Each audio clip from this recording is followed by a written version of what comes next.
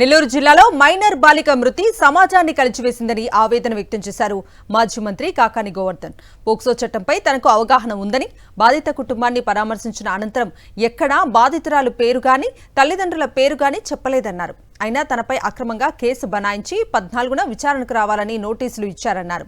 తీరా విచారణకు బయలుదేరుతుంటే రావద్దని మళ్లీ నోటీసులు ఇచ్చారన్నారు. కాకాని పూజితపై సైతం ఇదే విధంగా అక్రమ కేసు నమోదు చేశారని, ఎన్ని అక్రమ కేసులు పెట్టినా బెదిరేది లేదని స్పష్టం చేశారు. విచారణకు రమ్మని చెప్పి మళ్లీ ఇప్పుడు ఎందుకు వద్దు అంటున్నారని పోలీసులను కాకాని నిలదీశారు. నేను ఆ ఛాలెంజ్ దమ్ము ధైర్యం ఉండేటువంటి ఆ ఛానల్ ఏదన్నా ఉంటే వాళ్ళకి ఛాలెంజ్ విసురుతున్నా. ఎక్కడైనా ఈ వీడియోలో కానీ లేదా ప్రైవేట్ సంభాషణలో కానీ లేదా దానికి సంబంధించినటువంటి ప్రెస్ మీట్లో కానీ ఆ బిడ్డల తల్లిదండ్రుల గురించి కానీ ఆ బిడ్డ పేరు గురించి కానీ ఆ బిడ్డ ఇంటి ముందు కానీ నేను మీడియా మాట్లాడినట్టు ఆ రోజు డీఎస్పీ గారు ఉన్నారు, మా వాళ్ళందరూ ఉన్నారు.